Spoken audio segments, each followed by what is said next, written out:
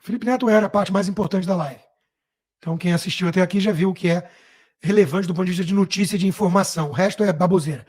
Mas, assim, eu estou muito preocupado com o que está acontecendo com o mundo. Você veja que Trump venceu, né, de uma maneira muito suspeita, levou a Câmara, levou o Senado, fez maioria no voto popular, fez maioria dos governadores, mas tudo isso muito suspeito. E logo começa a ter reação. Estão atacando a agenda woke, que o Hélio Schwartzman, agora meu grande colega iluminado, racional, desprovido de ideologias, na Folha de São Paulo, aquele que desejou a morte de Bolsonaro, mas por fatores totalmente técnicos, científicos. E, bom, e desejar a morte do Bolsonaro a gente sabe que não é crime, ao contrário de desejar a morte do Lula. Mas, por motivos óbvios. Mas o Hélio Schwartzman nos garante que essa coisa de agenda woke é da direita. E, puxa vida, quando eu li isso, imediatamente eu pensei, filho feio nunca tem pai, é órfão. Só que no caso, a agenda woke não é feia, é bonitinha, é fofa. E está sob ataque desses nazistas, golpistas, taxistas, trampistas, supremacistas brancos. Eles querem destruir a agenda de inclusão, diversidade, igualdade, que torna o mundo muito mais justo, belo. E aí, sobre isso, né, saiu a nova Miss Universo. Enfim, uma mulher, né, biologicamente falando, que para mim já é, obviamente, transfobia. Dentro de um padrão, historicamente falando, eu não vou emitir minha opinião subjetiva.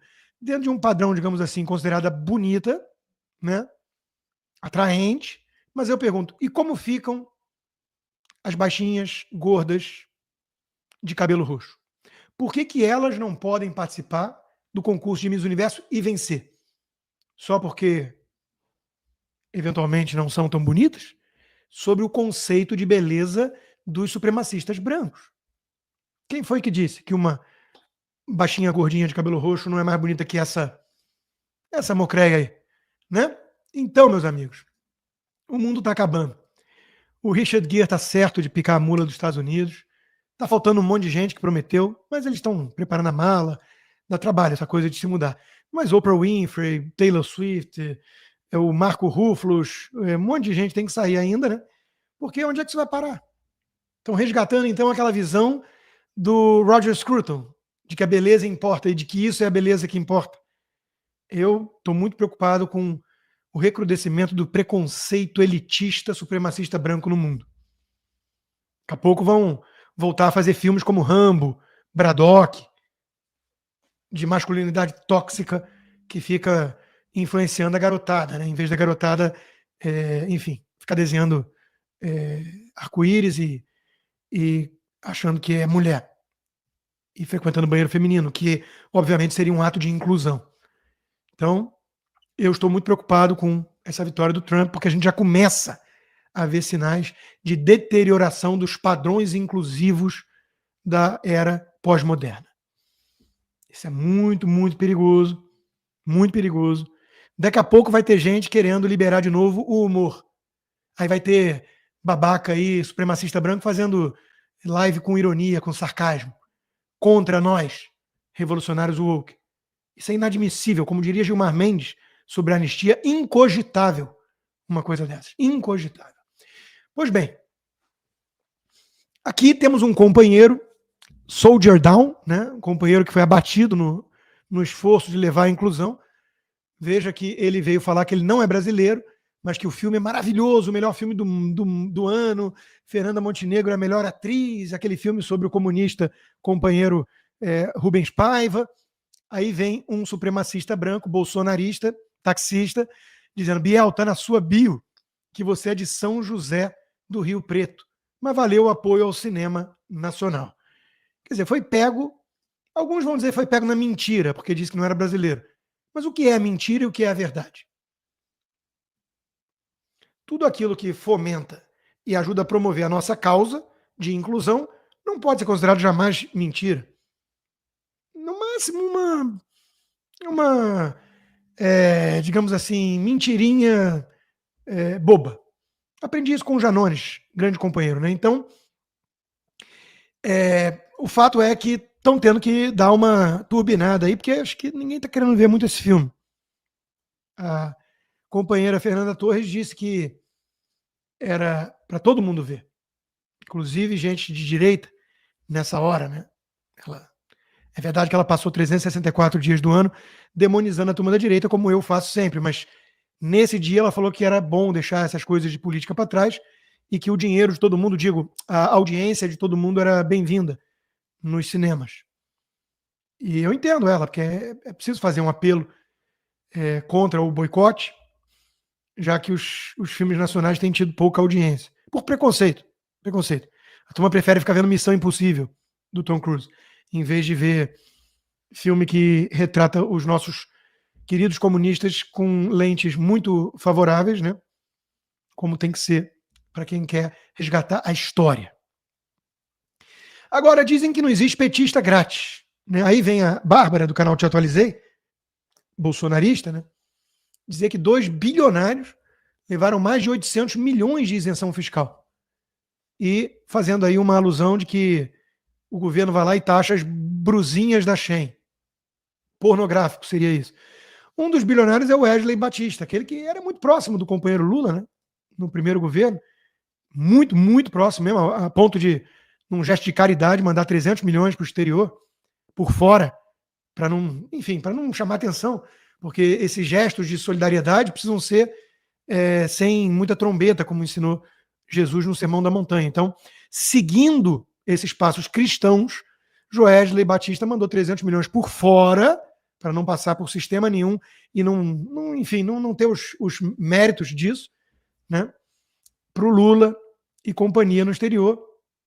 E agora ele voltou a frequentar inúmeras vezes o Palácio do Planalto e está tendo isenção fiscal e o escambau, porque é um governo republicano. E o Lula sabe separar as coisas. Ele vira e fala, eu tenho 300 milhões de motivos para agraciar um empresário desse, mas eu vou beneficiá-lo por motivos estritamente econômicos e republicanos. E isso está explicado. Qualquer um que acha que existe algo a mais para ver aí, algum caroço nesse angu, é obviamente um paranoico teórico da conspiração. E você sabe que aqui nessa live nós não gostamos desse tipo de gente. A Globo também. A Globo ficou em 3º lugar, né, na lista de empresas que recebem mais benefício fiscal. E tem gente falando, pô, o que a Globo tem a ver com isso? Né? Já um grupo rico, né? E, enfim, uma empresa de mídia, não exporta nada, tecnologia para ser ajudada dessa forma. Gente, Globo é o último bastião do jornalismo profissional sério que restou no país. Se não fosse Daniela Lima, Vera Magalhães, Miriam Leitão, Merval Pereira, Guga Chakra, oi Guga, e companhia, vocês iam acreditar no que seus olhos veem. Vocês iam acreditar no que a lógica leva a concluir. E onde ficaria a curadoria do jornalismo profissional para dizer que o que os seus olhos enxergam e o que sua lógica conclui estão absolutamente equivocados? Que o certo é o que a Globo diz junto com a STF. Então, é muito importante, eu diria assim, um gesto de proteção da democracia. Você fazer uma remessa, colocar uma enxurrada de recursos nos cofres da Globo Lixo, da Globo News. E com isso, proteger o nosso país, nossa democracia. Todos aqueles que assinaram aquela carta pela democracia, tem uns ou outros aí titubeando, com medo, Armínio Fraga, Mendonça de Baixo, são frágeis, não são ponta firme. Ponta firme não está com medo. E daí que a economia está indo para o saco? E daí que o Brasil está próximo da China, do Irã, da Rússia, e o Ocidente está olhando meio torto? E daí quem precisa? Quem precisa do Ocidente? E se o Brasil virar Venezuela? Oh, qual o problema? Não para nós companheiros petistas, revolucionários. Não há problema. Só se você resolver trair, criticar o sistema, aí não acaba bem. Mas enfim, a turma de livro de detetive fala, siga o dinheiro. Mas é besteira seguir o dinheiro. Porque eles projetam na esquerda aquilo que eles enxergam diante de um espelho. A esquerda faz tudo por altruísmo, por amor à causa, pela justiça social. No processo, acaba recebendo muito dinheiro. Tipo, o imitador de focas. 14 milhões de reais de isenção fiscal do governo. E ele condena, mesmo assim, o acúmulo exagerado de capital. Veja que é possível ser nobre mesmo com toda essa vantagem do governo. Ele recebe 14 milhões de reais de benefício fiscal do governo, mas é contra o acúmulo de capital dos outros. Ele gravou uma vez ou outra aí uns vídeos. Pode-se entender que era uma fase de deslumbre. Né? Gastei 40 mil reais na noite, não sei o quê, a minha piscina. Algumas pessoas podiam achar que isso é uma pessoa deslumbrada, tipo a Janja, que estão dizendo aí que ela é deslumbrada. Né? Mas ela mesmo disse que ela, coitada, não tem um cartão corporativo para pagar as contas dela. Os vestidos, a sandália da Hermès de 5 mil, a bolsa de 10 mil, ela não tem um cartão corporativo do governo para isso. Ela precisa pagar com o suor do trabalho dela, que... Qual é? Eu não lembro para defendê-la nesse momento. Visitadora de presidiário. Não sei se foi assim que ela fez fortuna. Então, deixo aqui em branco como que a Janja tem dinheiro para pagar essas bolsas Hermès, essas coisas. Mas, coitada, ela não tem um cartão corporativo, gente. Então, o Brasil não é um país justo ainda. O imitador de focas, do cabelo colorido, ele recebe muito dinheiro do governo, mas ele entrega de volta em militância, por altruísmo. Vamos parar com esse papo de seguir o dinheiro, isso não tá legal, tá? O Joaquim Teixeira disse, ele é um cara sério, né? O Joaquim Teixeira eu gosto porque é um cara sério também que faz análise. E é que nem eu, ele é contra ironia, sarcasmo, essas coisas, porque acha que isso é ofensivo para com minorias. Se a sua empresa precisa de quase 15 milhões de reais de isenção fiscal, ela não deve existir. Ou paga impostos ou fecha. Por que ele está escrevendo isso? Porque o Felipe Neto escreveu, se a sua empresa precisa de um regime 6 por 1, então ela não deve existir. Dê vida digna ao trabalhador ou feche.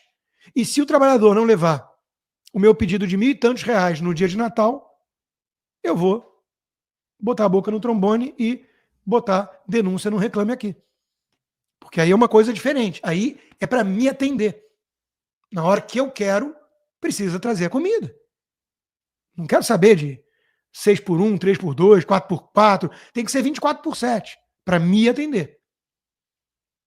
Agora, falando de uma coisa um pouco menos relevante do que o Felipe Neto, o Felipe Neto era a parte mais importante da live. Então, quem assistiu até aqui já viu o que é relevante do ponto de vista de notícia e de informação. O resto é baboseira.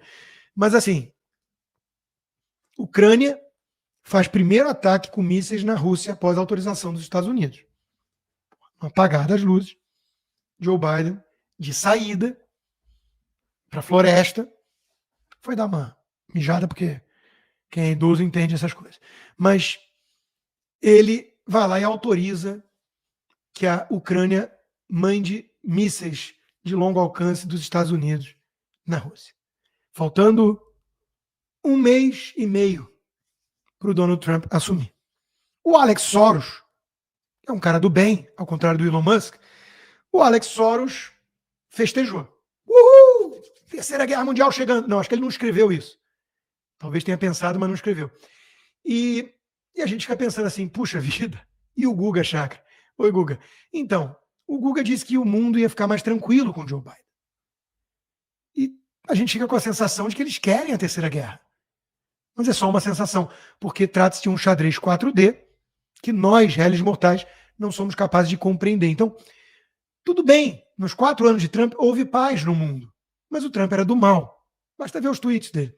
Agora, nos 3 anos e meio, quase 4 anos de Joe Biden, teve o Talibã tomando de volta o Afeganistão, a Rússia invadindo a Ucrânia e está em guerra até hoje, o Hamas, o Hezbollah e o Irã contra Israel. Mas tudo isso é parte de uma estratégia de longo prazo para poder chegar à paz. Então, nesse intuito pacifista, o Joe Biden virou e falou: senta o ferro na Rússia, mesmo que a Rússia tenha autorizado como resposta o uso de armas nucleares. Tudo isso faz parte de uma estratégia pacifista, democrata, dos adultos no salão. E quem duvida dessa brilhante estratégia, que veja Dr. Strangelove. Está tudo lá. Inclusive, na hora que um começa a brigar com o outro, teve que vir uma interferência de cima e falar: parem de brigar, estamos numa sala de guerra. Isso é coisa séria. Então, a Ucrânia já está atacando a Rússia com esses novos mísseis de longo alcance que foram autorizados pelo governo americano. E, enquanto isso, navios da marinha dinamarquesa estariam perseguindo um cargueiro chinês que atracou na Rússia há 4 dias por suspeita de envolvimento em uma sabotagem no fim de semana que danificou cabos submarinos de internet que ligam a Finlândia e a Alemanha no Mar Báltico. Ou seja, o mundo está tranquilo. Está tranquilo. E quem diz o contrário é teórico da conspiração. Guga segue sendo o melhor analista geopolítico do Brasil. Ele não erra uma ou não acerta uma, mas o fato é que ele tem boa intenção. Então, falei de China. Alguns direitistas teóricos da conspiração dizem que o Brasil está virando uma província chinesa. E eles apontam esses indícios, né? A comitiva presidencial de Xi Jinping, grande democrata presidente, segundo a Globo News, desalojou todos os hóspedes de um complexo hoteleiro de Brasília. Mas, para provar que não é uma coisa assim de paranoia de segurança ou de arrogância, soberba e autoritarismo, um inquilino foi poupado, o ministro da Fazenda, Fernando Haddad. Por quê? Porque é o grande artífice e arquiteto do plano econômico do Brasil que a China aplaude. Porque, obviamente, a China tem interesse que o Brasil afunde. Mas, dentro desse contexto, né, o Fernando Haddad foi poupado e ficou lá junto com os chinesinhos todos. Inclusive, já saíram boas ideias disso. O Brasil estuda emitir títulos de dívida em moeda chinesa. E aí, eventualmente, se o Brasil de fato acabar virando uma província chinesa, os teóricos da conspiração não estarão certos só por conta disso. Porque os teóricos da conspiração acham que o Brasil vira uma província chinesa para destruir a nossa democracia, mas claro que não. É para fortalecer a democracia, assim como na China. Entenderam? Às vezes eu acho meio confusa a lógica que vem do gabinete do ódio que não existe, da esquerda, do Janones e companhia. Mas eu sou um bom aluno, então a gente está se esforçando para aprender.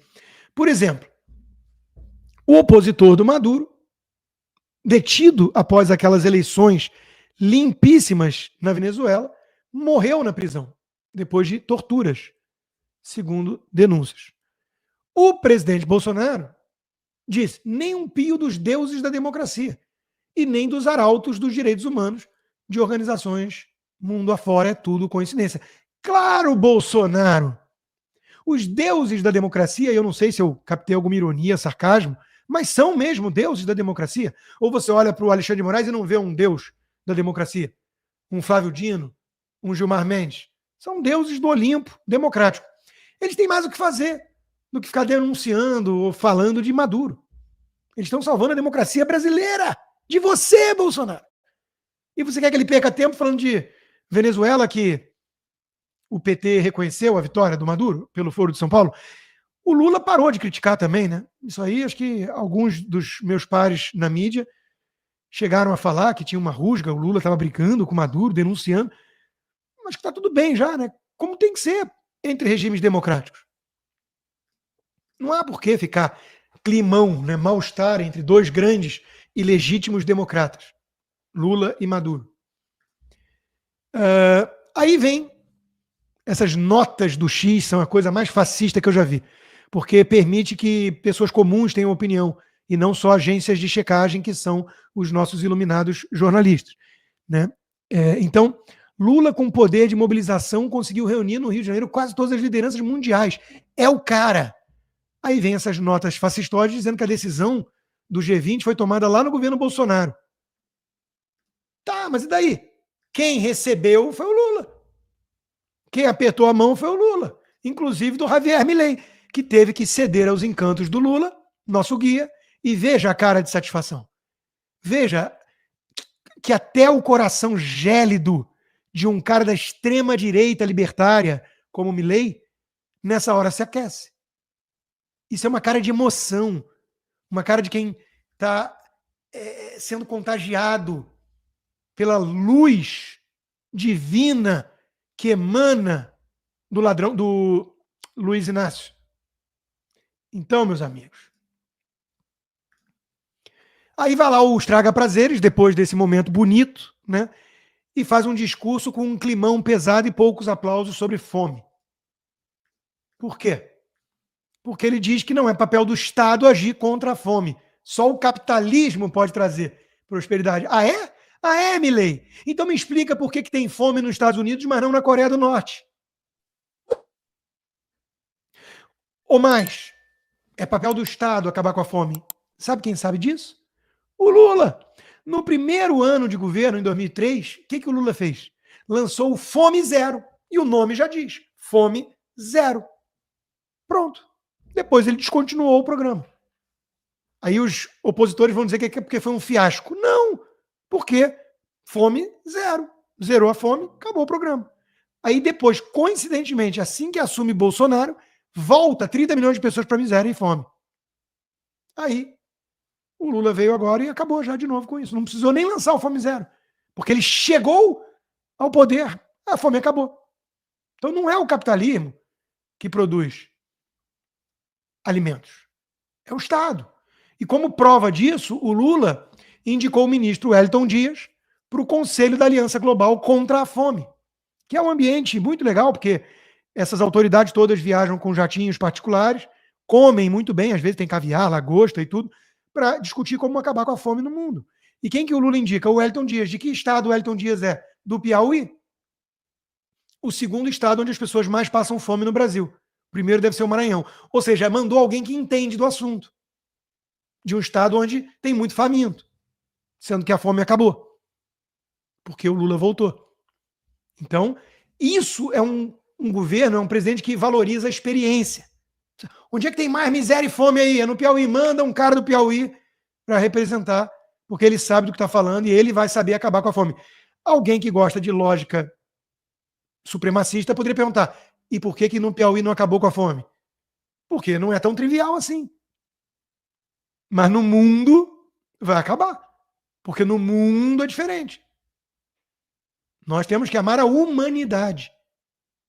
Essa coisa de amar o próximo é mais difícil. Que aí você vê o cara cheio de defeito lá e tudo. É mais fácil amar a humanidade. Por falar nisso, eu vou resgatar um vídeo do Lula mostrando que o Lula sabe do que ele está falando. E quando ele traz números, ele fez estudos. Ele fez o dever de casa, ao contrário do Milei, que fica jogando o capitalismo que reduz a miséria e a fome. O Lula faz o dever de casa, Milei. Aprende. No Brasil tem 30 milhões de crianças de rua. No Brasil tem 30 milhões. A gente nem sabia, tem não sei quantos milhões de abortos. Era tudo clandestino, mas a gente ia citando número. Sabe? Se o cara pergunta essa fonte, a gente não tinha, mas a gente ia citando número. Eu não esqueço nunca que eu estava debatendo o Roberto Marinho e o Jaime Lerner em Paris. Mas eu estava dizendo, porque no Brasil tem 25 milhões de crianças de rua. Eu era aplaudido calorosamente pelos franceses. Quando eu terminei de falar, o Jaime Lerner falou assim para mim: ô Lula, não pode ter 25 milhões de crianças de rua, Lula. Porque senão a gente não conseguiria andar na rua, Lula. É muito pequeno.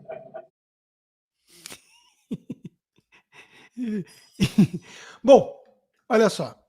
Não obstante todo o esforço de combater a miséria e fazer chover picanha, que a gente tem que esperar um pouco mais, vai lá a turma do Wall Street Journal, um jornal supremacista branco, e diz que o Brasil e a América Latina estão em declínio democrático e econômico e que o Lula é o líder disso. Tá vendo? Pelo menos o Lula é líder de alguma coisa, Wall Street Journal. E vocês, além de audiência de jornal, são líderes de quê? O Morgan Stanley vai lá e rebaixa as ações do Brasil para underrate, riscos de dominância fiscal considerados muito elevados. Paranoia!